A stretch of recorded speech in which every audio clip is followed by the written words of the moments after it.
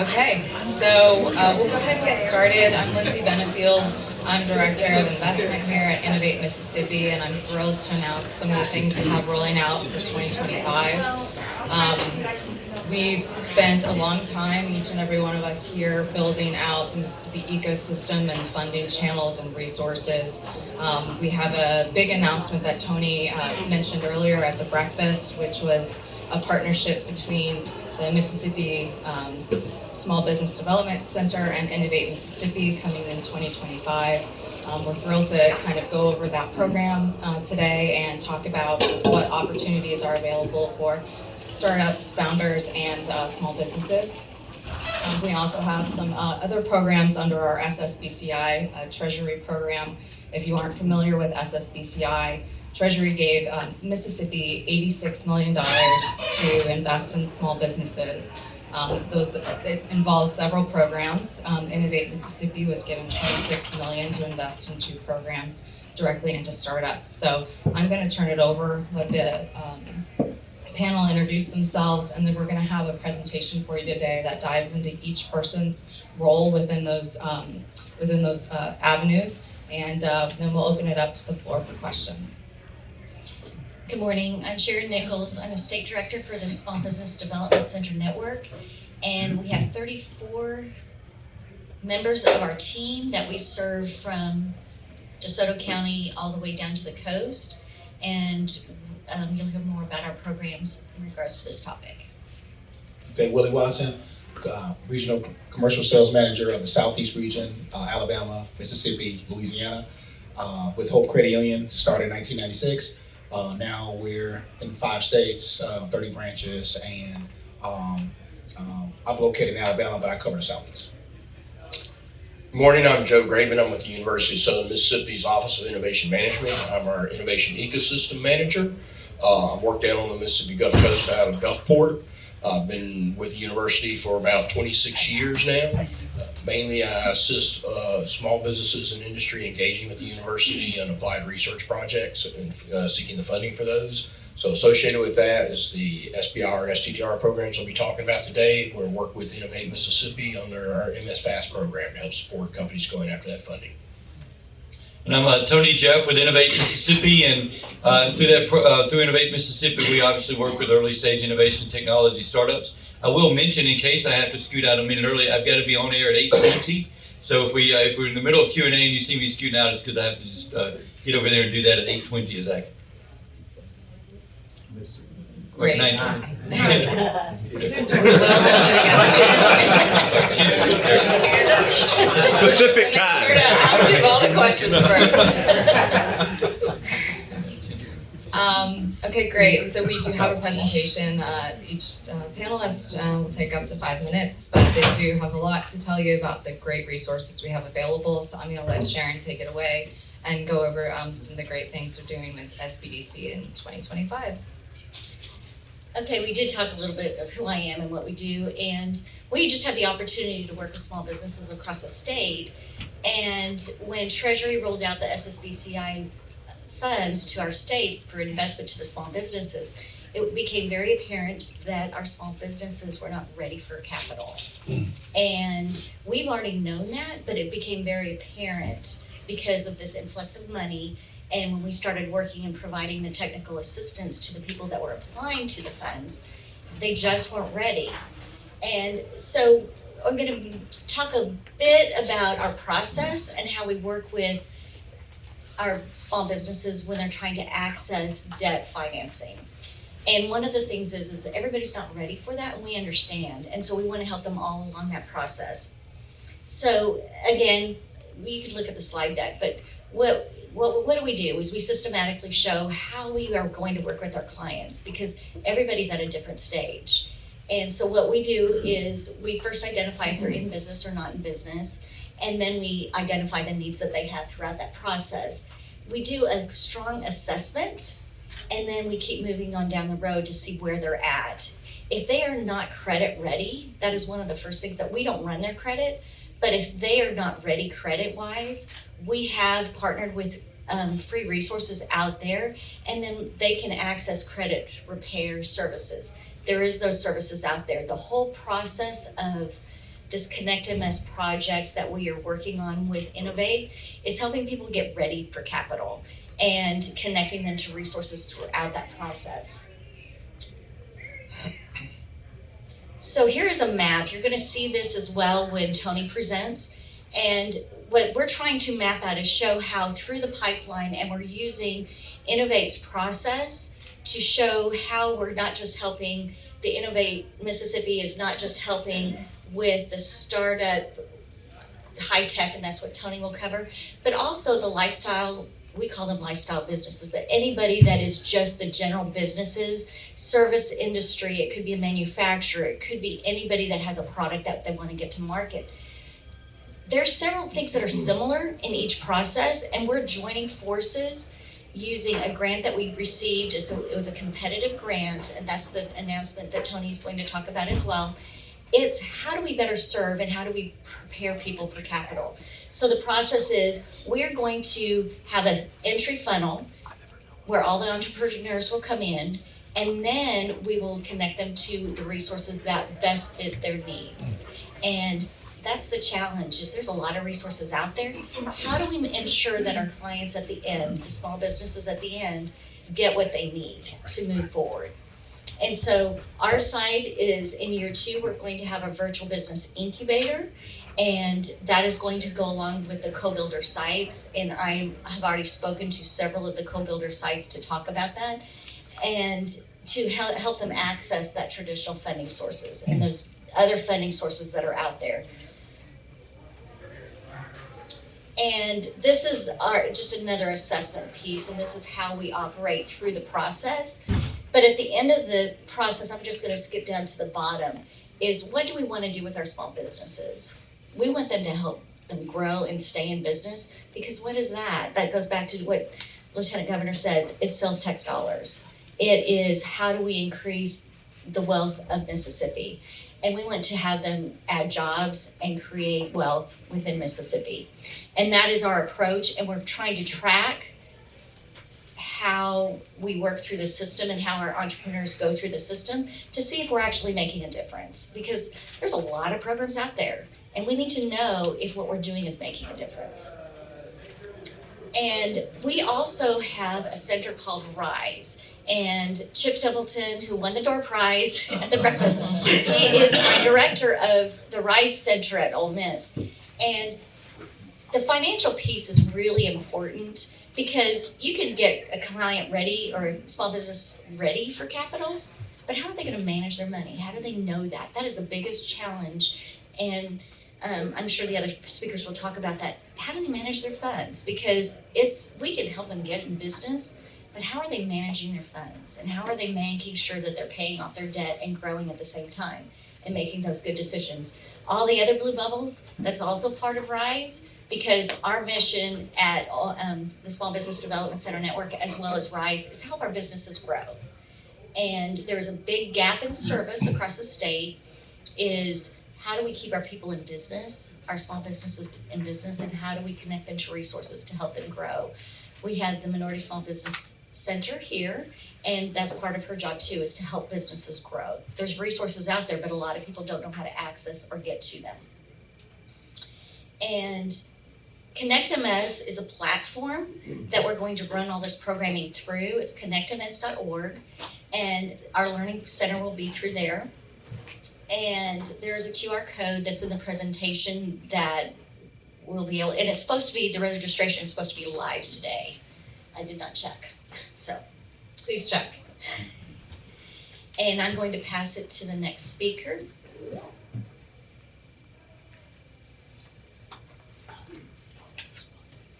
Okay, we're Hope Credit Union. Again, like I mentioned earlier, we are woman-owned, minority-owned credit union. Started back in 1996 here in the Delta at Oliver's Church, and then we grew into a $600 million asset credit union in 5 states and 30 branches. We are a CDFI. Our main mission, or we are a mission-based credit union. So affordable housing, affordable healthcare, small business, and affordable education.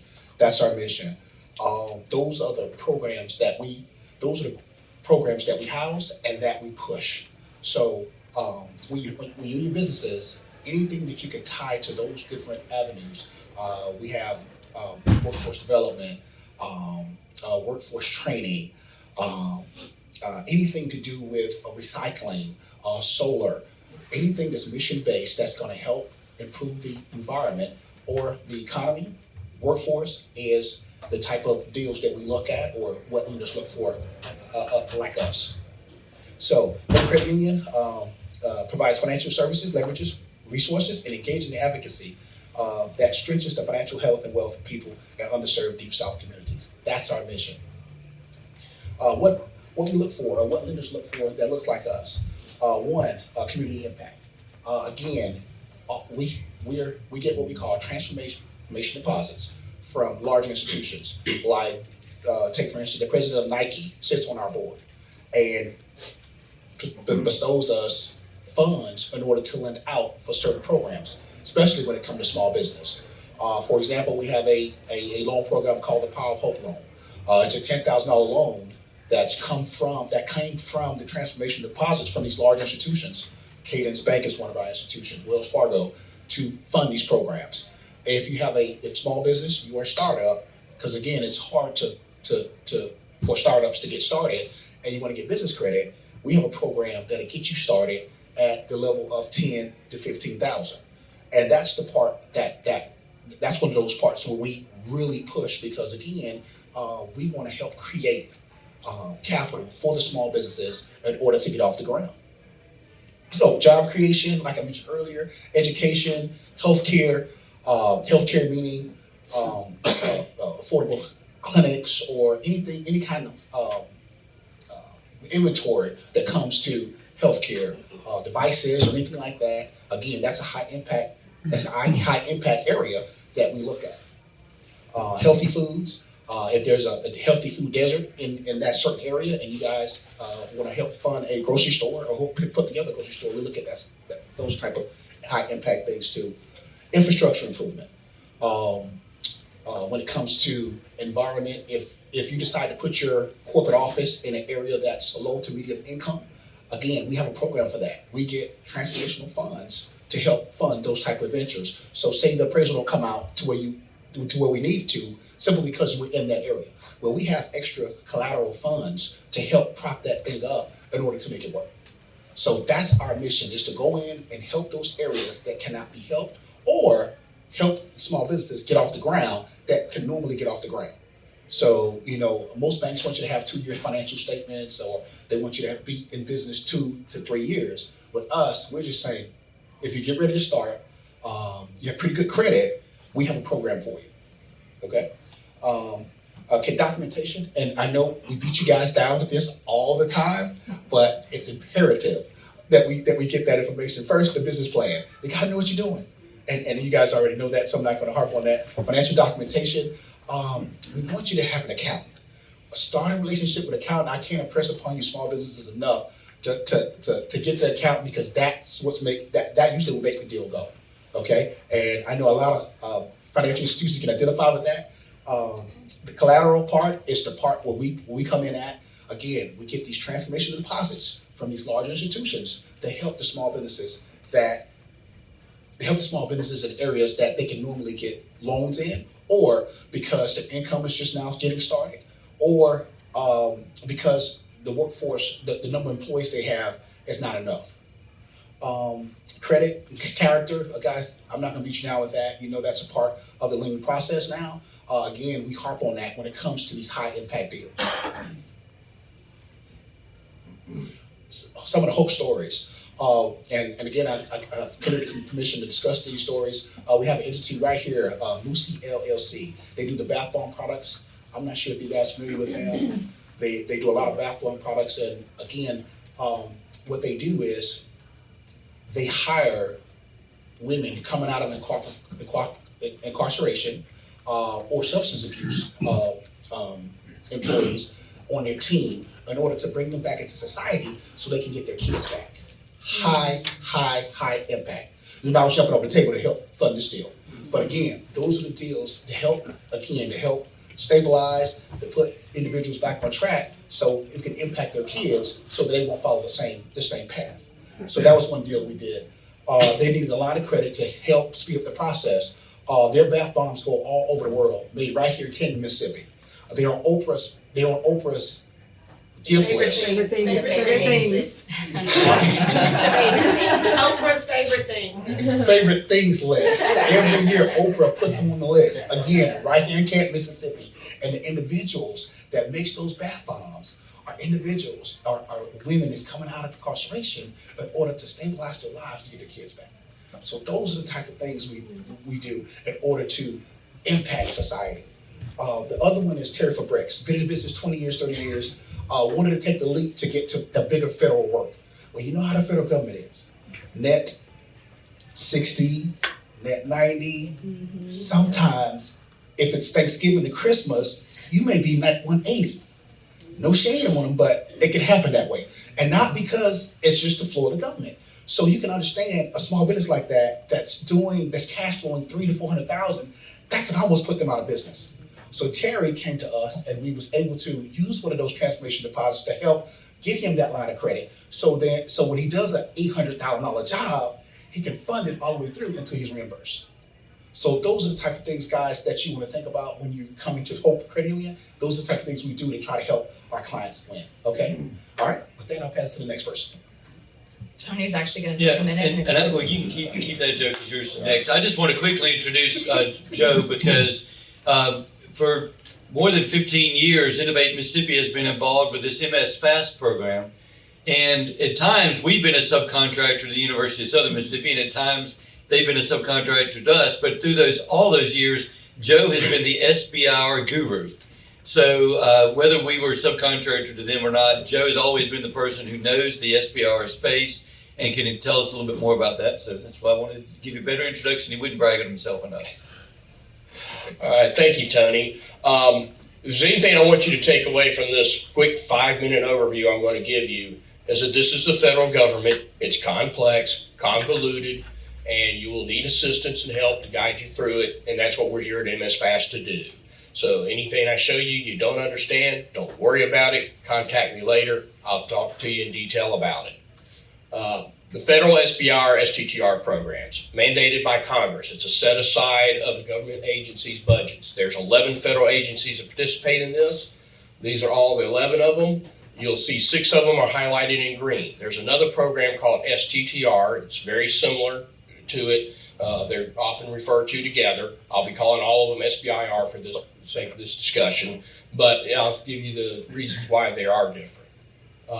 SBIR program, all 11 agencies put out a solicitation into those programs. They award out over $4.5 billion annually to small businesses to carry out R&D projects for development of new innovations that meet the federal agency's missing need, but also have a commercial potential. The STTR program is much smaller. Only 6 agencies participate. It's a little over $500 million go out every year for that. And it requires that the small business have a research partner. It could be like a university, a nonprofit lab, some other kind of recognized research partner to work with them on the project. Under the SBIR, all the money can be spent within the small business. They're allowed under phase 1 to award out 30% to a subcontractor, under phase 2 up to 50%. The STTR program requires that you award money out to your research partner. There's a minimum requirement that you have to award out to that person and the minimum amount you have to have retained to yourself as a business. There's also another person called a principal investigator. This is the key thing to any SBIR project. You want to know why Mississippi has so few SBIR awards? It's because we have so few people who can qualify as a PI. That's the brick. That's the main brick to an SBIR. You got to have that principal investigator, the person who's got the innovation idea and knows how to lead the technology development work plan through to its completion. That requires somebody with an engineering or technical background. Doesn't necessarily have to be a PhD. It can be somebody, I've seen awards go out to folks who have only a high school diploma, but they did have some knowledge and expertise in a certain particular technical innovation and were able to convince the agency that they could take it through to fruition. But there is this principal investigator, and they have to be employed by the small business at the time of the award. I note that because there may be somebody you're wanting to bring into the business who's got the intellectual property, and it could be incumbent upon, well, if we get the funding, we hire you. That can be done. Under the STTR, that PI might be with your research partner. The only agency that does not allow that now is NSF. NSF does require the PI under an STTR also be a small business employee of the small business. STTR, they could be a university faculty member that could serve as the PI for the project. This just gives you a quick glimpse of how the money is awarded out among the federal agencies. You'll note two big slices of the pie, the biggest one being the Department of Defense. I said there are 11 agencies that award out SBIRs, but you also have to understand that, like within the Department of Defense, there are multiple divisions that have their own SBIR program offices. The typical ones you might think of: Army, Navy, Air Force. Then there's a whole list of others: DTRA, MDA, SOCOM. There's a whole plethora of other agencies within this main agency that have the program. They have their own program offices, their own solicitation sites. So that's where you come to MSFAST. We'll help you navigate all that. Health and Human Services is the other main player. You think of all the biomedical research, pharmaceuticals, all those kinds of things are there. Next after that, you have NASA, Department of Energy, and USDA. And then there's a whole group of little slither ones down there like Department of Education and Transportation and EPA that also have these programs. There's two main differences between the agencies you should pay attention to. Is it a contract agency or a grant agency? And this is how they award out the money to you. The National Science Foundation is a grant agency. If you get an SBIR award from them, they're going to give you a grant. That means, hey, we give you this amount of money, you perform this research, you give us a report back telling them what happened. If it's a contract agency like the Department of Defense, they're going to be saying, no, I want you to make a widget, some prototype that you're going to develop, test, and then you're going to turn it over to us. There's a deliverable. That's why it's a contract. Contract has an actual physical deliverable you have to turn over to the agency. The grant agencies do not. So that's one of the main differences you want to look at, because also National Science Foundation, they put out a topic, say something in material science. It's very broad. They're going to let you, the company, the PI, define what you think it is going to be the innovation in material science. Now, Department of Defense, it's going to be somebody saying, I need a material that does this. You know, it's got to have this kind of tensile strength, heat resistance, can take this kind of absorption factor if it's hit by something. They're going to give you specifications. You're going to be designing and working and engineering to the specs. So that's the difference where under a contract agency, I need a deliverable that meets these specs. Under a grant, hey, you tell me what's the great thing you think could be beneficial in this area and that you could commercialize. What does an SBIR company look like? It does not have to be a startup. Small businesses that have been around 20, 30 years can be applying to this. It just has to be a small business, and that definition for a small business under the SBIR policy guidelines is 500 employees or less.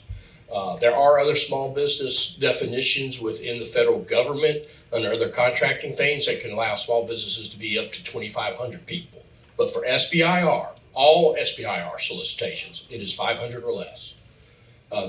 Work must be done in the United States. The focus is on performing high-risk R&D. This is not funding for you to purchase equipment. It's not funding for you to start up your business. You're carrying out a project with a deliverable or a report that you're going to provide to the agency. And it must be high risk. Why do we say high risk? Because the answer may be, hey, I can technically do this, but it's not practical.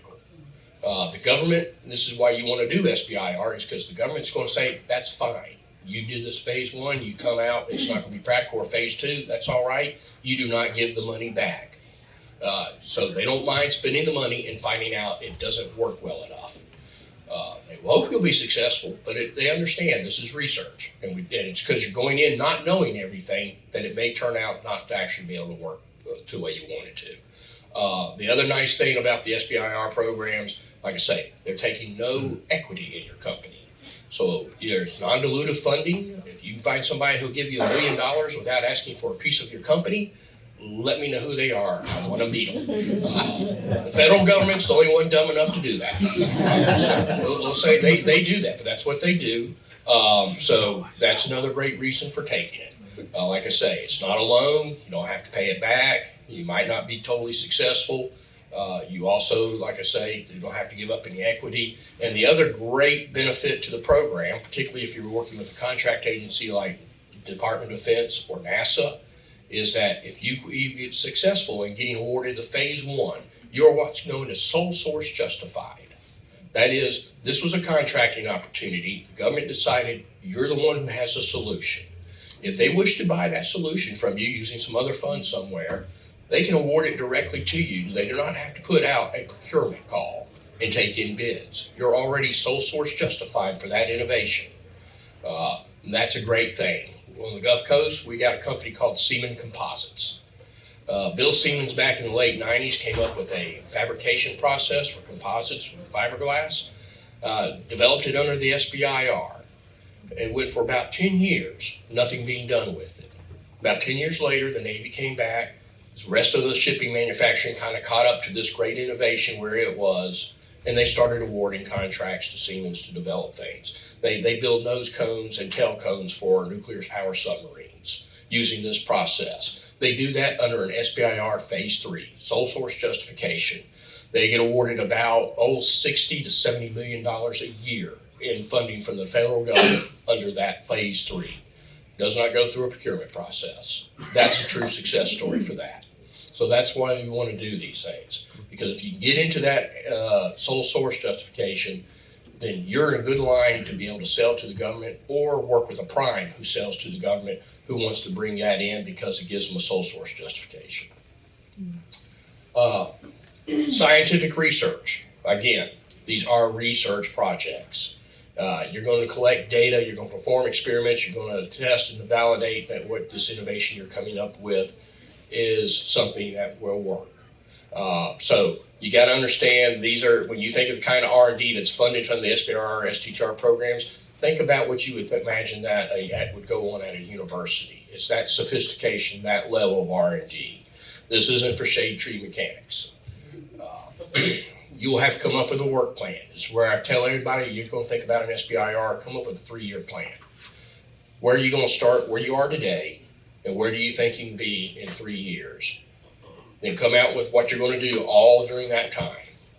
Then go back to that plan and look at what does it cost to do each step of the way.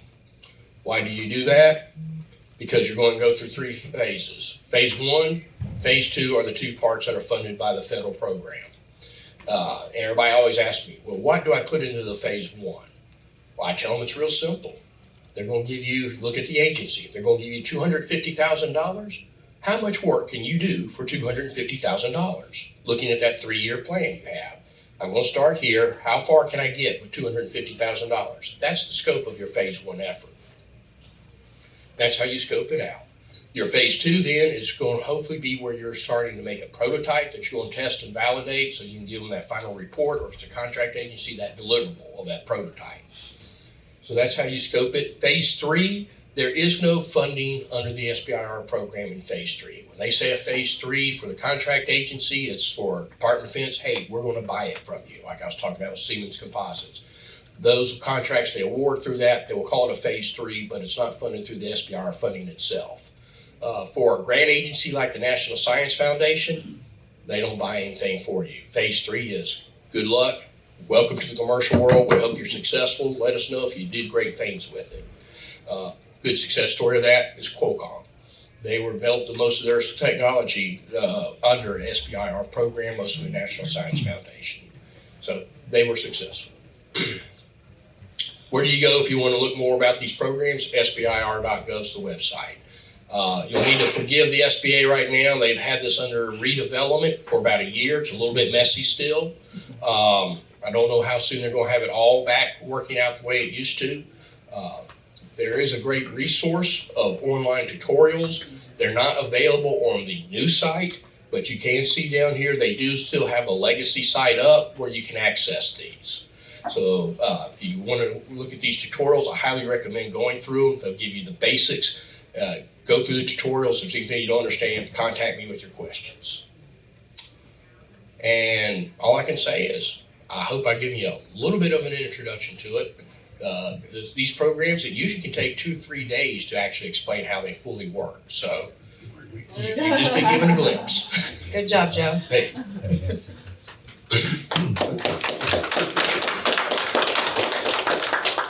So I'm going to talk next about Innovate Mississippi, which the oversimplification is you can think of us like the Mississippi Shark Tank, right?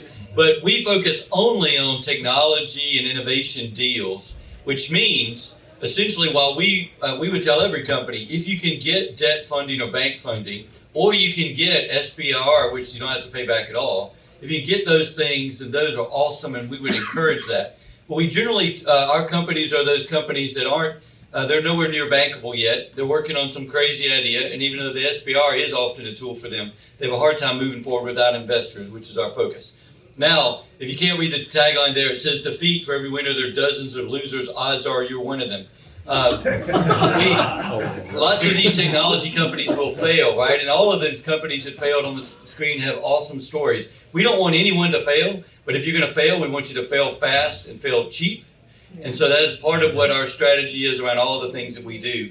And there are always this awesome group of companies that we can tell you can be the next big thing, and they will fight to be on the screen. Sometimes some of the folks in the room maybe think they should be on here, but all of these are fighting to be the next big thing. We have a coaching connect model. It is very simple and straightforward. It's all about having people cross the line to be an investor-ready deal. So we're trying to bring the mentors, the other services. That's why this partnership with SBDC is going to be really valuable for bringing in a lot of the common resources and things like that to get companies to be investor ready. And we have a very regimented process for that. It has to deal with how the technology is developed, how your marketing is done and your market research and your financials. And so it literally is step one. I'm trying not to blind anybody with this thing. It doesn't show on the screen. Step one, can you do it technically? Step two, does anybody want it? Step three, can you make money at it? Right? Then go back to the technology and say, show me you can do it. Back to the market, show me who's going to buy it and how you're going to get to them. And step six, and the finance side, put together a pro forma and we can introduce you to investors if you qualify for that. Now, I will tell you, almost everybody who comes to the door with us thinks we're like Shark Tank and they're walking out with a check that day. That is not the case. Part of the reason for that not being the case is you may be familiar with the Japanese expression, Senri no michi mo ippokura, which roughly translated means a journey of 1,000 miles sometimes ends very, very badly. And we want companies to be planning their way, not until they open the doors, but until they can give an investor back their money with the return they need. So we have to convince folks money is like putting a jet engine on the end of this boat. And if you flip the switch, you can do awesome things for the business. If everyone knew you were going to flip the switch, and their oars were out of the water, and they were holding on tight, and if the boat was pointed in the right direction, money is awesome, right? Have any of those things be wrong, though, and you can mess up a company worse with money than you ever could without. So it's part of the reason why we try to make sure those companies are well prepared like that. Y'all heard already about our co-builders program, the accelerator. Those will be repeating through our 8 regional partners. We told all of our regional partners when we started co-builders a few years ago, this is really just an excuse to work together so that we can have 8 regional partnerships. This was the first tool that we could work around was co-builders, but part of this partnership with SBDC is our regional partners are going to be having pitch events that will include both bank financeable type companies and those who couldn't be. So it's going to have basically a high growth technology focus and a traditional asset based focus in those pitch competitions, 2 different competitions, and then the companies can then get assistance from SBDC or from Innovate Mississippi as they come out of that process. So one of the things that we're excited about in terms of that is the single point of contact, a single door for small businesses and founders. As Sharon mentioned, we're really excited to work about that. If you think about, there are a lot of things that are specific to debt finance companies and to equity finance companies, but having good organizational documents, having the ownership really tied up correctly, having good minutes of your meetings when you do important stuff. There's a whole bunch of that stuff that matters a lot across both types of companies. And so we're going to really be focusing on all those areas that are common, as well as having some that will be specific to debt or specific to equity. And so as Sharon mentioned, this slide, this will be our funnel to then be able to have companies have a single door, but then make sure they're taken to the right place. Never really hand it off, but instead, guided through the process, no matter which side they're ultimately going to get. And ultimately, some companies, we love for them to do both. Again, since debt's a better option, we love for them to have some financing through debt financing, even if they do need investors. So that's going to be important like that. And our capital readiness in that regard, we have a hard time saying not investor ready, but capital ready, since we've always been just investor focused. But the capital readiness side is going to have a bunch of technical assistance services that we're going to be working together on, including webinars and other programming that we're going to be doing. So we're really excited to do this partnership and to be able to work with SBDC Network on that. With that, I'm going to pass this all the way down to Lindsay, if we could, because she's going to talk a little bit about the kind of money that our companies would have access to.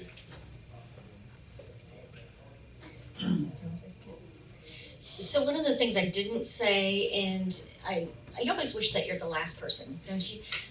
So one of the things about connectms.org is it's partially funded through the monies that we have received from our federal grants.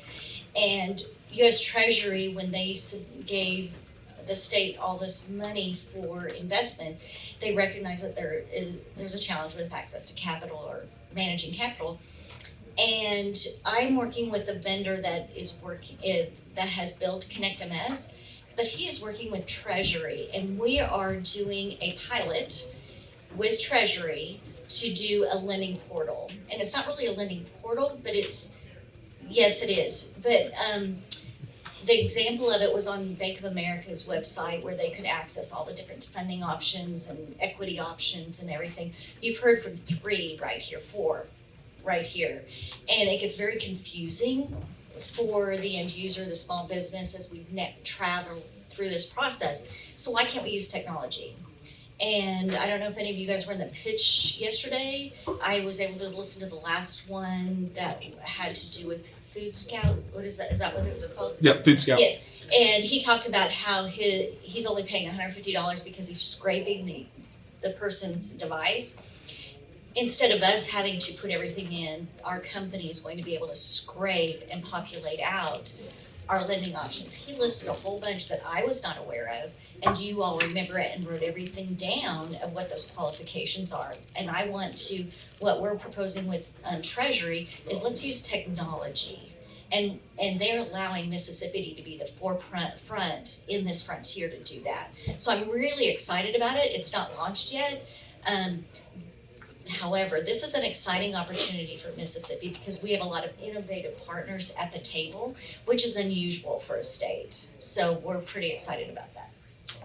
Thank you. And I will say that this great new kind of funnel where we have one entry point for all founders and startups, it is huge. And we were one of 14 out of the whole country to get this amazing opportunity to bring additional TA services and legal, financial, accounting to startups trying to access capital and small businesses. Sorry, I'm in my lane. But we do want to roll this out in 2025 with workshops, monthly workshops. That will start with the basics and then go from there. But we want to get y'all into the funnel, and we will hopefully I'll get to how do we get started for each person. But right now I'll just go over some of the more funding options that we have through the startup space with Tony and Innovate Mississippi. We do have a Mississippi seed fund that was given to us by the government, by the state in 2008. It was a $4 million fund. Right now we're offering $10,000 reimbursement grant opportunities to startups looking to kind of test and develop their startup to see if it has legs. Then we have a $25,000 reimbursement loan that you can work with Innovate to develop your startup, launch it, maybe get a few customers, maybe get a prototype out there and see if you need to go to the market and raise additional equity rounds. InvestMS, this is the SSBCI program that I mentioned earlier. We were given $26 million by the state to manage and invest in startups specifically. Part of this program is a direct program, so we invest direct to our startups and our founders. You can get $50,000 to $1 million in your raise, and how that works is, let's say you're raising $500,000 and you have one investor and he's like, hey, I'm in for 50. You can come to us and say, hey, I've already got some commitment from investors. We haven't closed yet, but can I come in and get that matched by your program? So we can match you up to 1-to-1. So if you have a 500K round, let's say you bring in 250 from investors in the market, we can come in and match you 250. So it's a great program. It's a missing equity piece that we've had in Mississippi for a long time. We've built layers, but this is kind of the icing on top of the cake, I would say, to help boost and grow our ecosystem even further. On top of, or maybe right underneath the InvestMS platform, over the last 20 years, we've been developing the Mississippi Angel Network as well. This is a group of new or experienced investors, angels across the state who are interested in either sharing their expertise, mentoring, playing in the angel space, getting some returns. But we've realized that after creating this huge angel network that people needed to come together and learn from each other on how to angel invest and how to get good returns while they do it and support each other and diversify their portfolios. So we've worked with the North Mississippi Angel Fund, which was started about 6 years ago. We've launched the South Mississippi Angel Fund. And then we just opened the Mississippi Angel Fund, which is also taking on new members currently. But these are all great examples of how angel investors can come together, create their own community, and learn from each other. These were all funded through an EDA grant that we've been able to attain, and it helps provide that private capital match that we need at the right time for the InvestMS program. So we're thrilled to offer these opportunities, and if you're interested, you can go to Tony and the team there with the development at Innovate, and they can kind of walk you through what the options are. And how to get started with the development, and how to tell us how you're going to spend that money. That's the most important part for everyone up here. We need to know how you're going to spend that money and the timeline, like Willie said. You're right. Yes. Okay. So I did want to ask if we are creating this one entry point, and we're going to roll that out in January. But for now, can you each go down the line and just say if someone's interested in getting started with one of the panelists, how do they do that? Okay.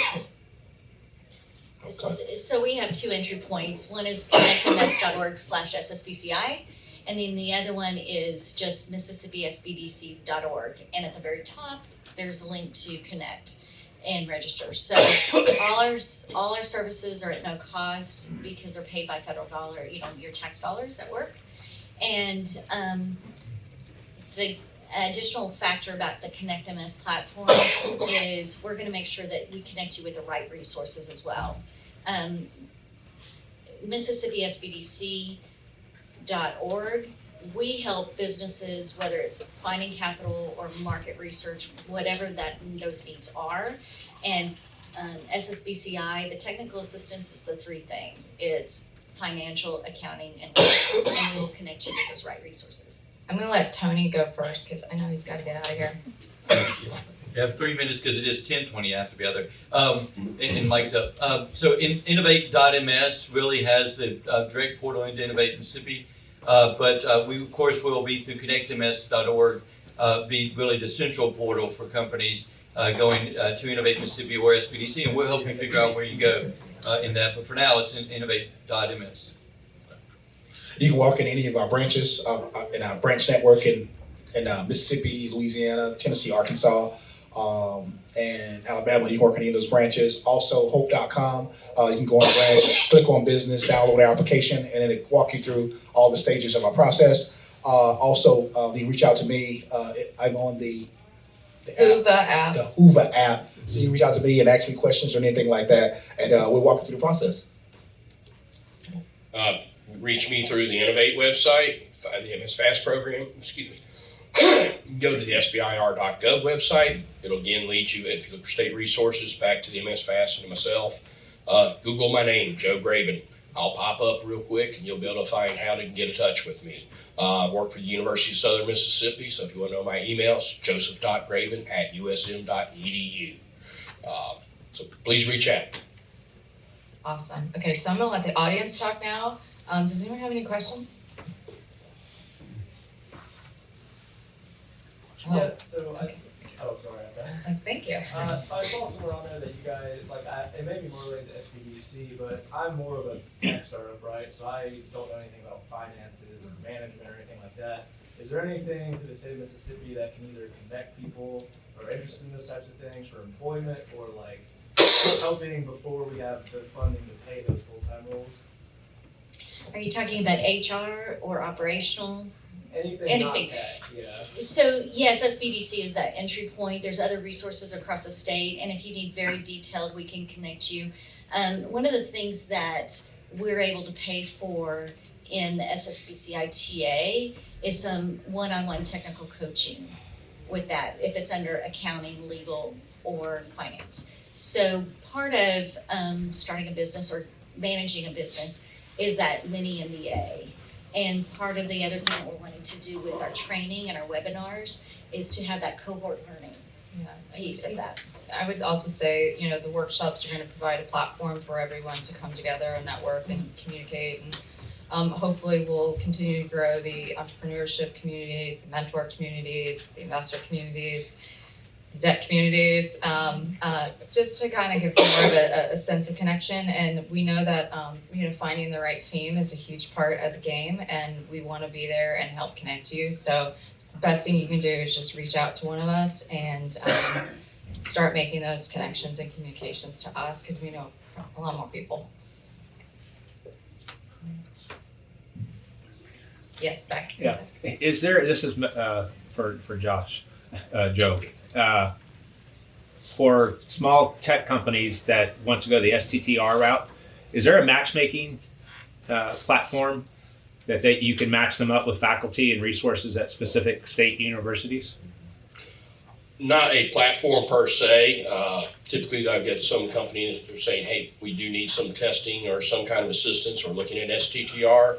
I'll be glad. I work with all of the MRC universities. It's Mississippi State, Ole Miss, Jackson State University, to find you where those resources or technical expertise you may need. More often than not, when you're doing an STTR, it's probably something already been associated with some intellectual property being developed at a university, some research. So there's already a connection there. Okay. But you do need to find some kind of connection for it. Be glad to assist. Thanks. Good morning. Jarita King, Alcorn State University Women's Business Center. How can we form partnerships with your organization so that we can become part of the cohort or the accelerator that you're going to be offering? So I will talk to Tony on your behalf. We are creating a regional partnership under the new ConnectMS platform. We do have some, partners already in play, but we're going to need a lot of all hands on deck to provide the resources that we're trying to roll out in 2025 with the workshops. Part of the workshops will include documents and kind of how-to, easy, relatable guides on how to get some of the business aspects quickly taken care of. So we would love to, get that feedback and work with you, because we do need a lot of experts on site, and any pocket of community that we can create and engage, more pipeline, more deals, more entrepreneurship spirit. That's really what we're trying to do here. We can only grow if each layer grows, and yes, I will speak to Tony and we can talk after. So if you notice, if you go to connectms.org, while we paid through CARES Act funds to develop it, it doesn't look like SBDC. It looks like Mississippi and the new flag colors and everything, because we want it to be agnostic. We want people to go in and find the resources or connect to resources or collaborate together. And so we welcome, but it can't work unless other resources join. So, thank you. We're in Southwest Mississippi. If anybody wants to do anything about resources, stop at Vicksburg. Come on down. I'm just going to remind Mr. Moulton and Community Development to finish connecting with you on setting up that program. So, More than happy to for anybody, faculty and staff at Alcorn that would wanting to look about the federal SBIR, STTR programs as a way to pursue something. More than happy to have them contact me so we can discuss how we can help you. Any other good questions? hey, Or bad questions? one question. Do you have an example of a company that's won the seed funding on the $50,000 to $1 million scale? Do you have an Yes. example? I do, And and they're then- actually and then- pitching live right now, right across You the have an street, example? Yeah. right across the lane. Yeah, go ahead. So I'll pick on Seth Power of Tripoli. I joined Innovate 5 years ago, and he was my first kind of company I mentored along. But Seth came in with a big idea in Mississippi market, and he wanted to re-energize and re-incentivize how fans interacted with their artists. It was a big idea. He wanted to kind of gamify being a super fan and give direct access to artists and fans beyond the Facebook or old school, fan pages. It did take a while. A lot of investors did not get it, but Seth was really fantastic with pursuing it. So he was able to go through these 3 channels that I talked about, the 3 layers. He got his grant through the Mississippi Seed Fund that helped him spark the idea and see if it was viable. Then he was able to go to the angel networks and get his first in funding. Just a small round, but it was impactful for him. He was able to kind of test the market, get some artists on board, see how he could play with, incentivizing a fan to engage directly, purchase an MP3. I didn't know people bought MP3s, but they do. We all know that records are coming back around, but if you had direct access to purchase that record from your artist as opposed to Target or Walmart or Amazon, a lot of people find that valuable, and then the artist can give you something back, a personalized message, a live recording, something like that. So that's what he's trying to do. He's come back to us. He's found a really good market strategy. He's getting a lot of traction. He's gaining tens of artists a day now. So he's come back to InvestMS, and he was able to be one of our first in February under the InvestMS program. So he basically went back to his original investors and said, hey, I'm raising another round. Do you want to come in? They said yes. He connected with us. We were able to match that. And that's kind of how it works. It's just stair-stepping with a plan and an action, and we're okay if you fail a little bit and learn from it. And I think we would all say that it's what you learn when you fail and how you pivot and get that customer feedback and then go again. And that's kind of what Tony was saying about the cycles. Every cycle, you learn, you pivot, you adjust, and you move on with a new plan. So it's just little milestones, and that's what we want to see when we're talking to you is, can you create that documentation? Because that's how we get things done. But what does the documentation say? What does it say about you as a founder or a small business owner? And is the plan there, and why is that the plan? Small SBIR success stories in Mississippi. One of them I already noted to you, is the company Seaman Composites down in the Gulf Coast. Hyperion Technology out of Tupelo. They have won several SBIRs and have gotten to phase 3 where they're selling some of these systems they have that helps the military detect where gunfire is coming in when they're in a hostile situation. They're doing this with the Marine Corps. They've been selling these systems to them. So when they're employed in bad places, they put these things out, and it tells when the gunfire comes in, immediately lets the Marines know they're over there that direction, shoot that way. They're one of the companies. We've got others in the state that have done it. We got I2R, Dr. Bob Ryan in the back there. He's won SBIR and STTR awards. How do you define the success out of those? One of the things I would note, sometimes it leads to big things like you have Seaman Composites. Other things, it may be a smaller type of awards, Hyperions. Another thing you get out of it is the project itself may not lead toward a big product or something that you're selling, but it's good for the company because it does help them build capacity, expertise.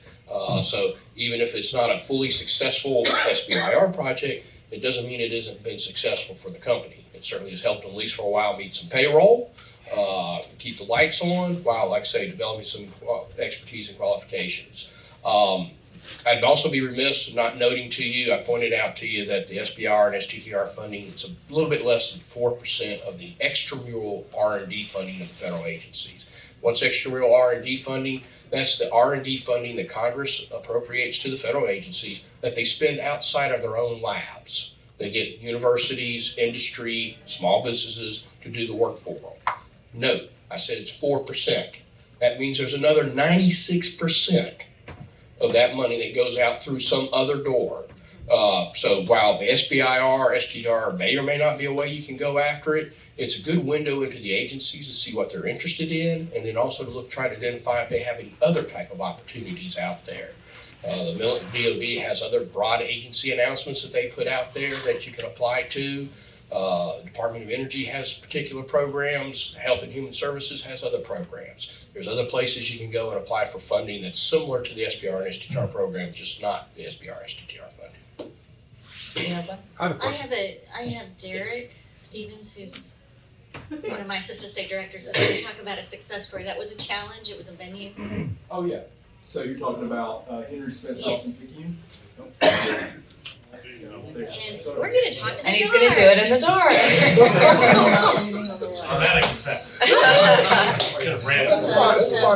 That's part of the program. Yeah, exactly. Last call.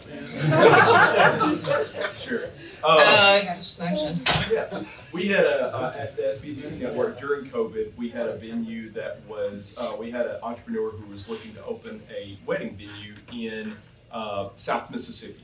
And of course, during COVID, a lot of finance, a lot of banks, a lot of, financial opportunities for him were saying, no, we're being very, obviously we're in a volatile environment, we don't know, unprecedented times, all of that. Well, now kind of fast forward, we did some market research through our Rise Center market research program that identified that we were kind of coming out of COVID, as long as there wasn't some other variant. Found a banker that was interested in that deal, was able to do also some creative owner financing for a bit of a time, and then that venue is now, I think last year did 83 weddings, has bought 50 acres of property, and then also has added a second, or I believe a third property, sister property. So when that one is booked, they have another one. So an incredible success story. And then when we did that success story, you can go to MississippiSBDC.org and view that success story. When we filmed it, he actually talked about the bank that he did the deal with. First thing we did when we got that filming done was send that to the bank and say, thank you for investing. I know that this was probably something you had to really persuade your committee to go for, but obviously it's been very big for that community to have that space. It brings a lot back to, as we talk about economic development and what impact that has on that local community. Okay, I got one more question from Alan. You still got your question? I just had a question about the SBIR. Is there a minimum or maximum funding amount for those projects and research? It varies among the agencies. Some of them, for like USDA, they may have only about $150,000 under phase one. I would say the average range is $250,000 for phase one. The phase twos again vary widely. Under Department of Defense, Health and Human Services, you're typically looking somewhere between $750,000 to $1 million in a phase two. USDA, EPA, some of the others, you may be looking about half that amount. It varies widely. I would also note that there are now, in the last 4 or 5 years, some variations that the agencies have been putting out there, particularly under Department of Defense. They have some what they call open topics. Some of these have, they actually do like a pitch event, and you can get a phase one for $50,000. It's awarded to you on site. If they select your project, they pull out the government credit card and give you the $50,000 to go do the work. So that's a very small ones, but they're larger, and they lots of variations. Best advice I can give you is contact me so I can help you navigate through it all. Thank you. Well, I want to thank the panel and all y'all for the great questions today. Look out for the ConnectMS fully launched website starting in January, and all the additional projects and resources that we'll have available. We will get the workshop schedule up going in mid-January. And then Joe brought up a great point. We do have really fun events, pitch competitions across the state. They're all feeders for some of the programs that we're running. We've, this is complicated. So reach out to us if you're doing anything cool, and we want to get to know you and meet you and have you come to our community and see how we can all grow together. So thank you for your time.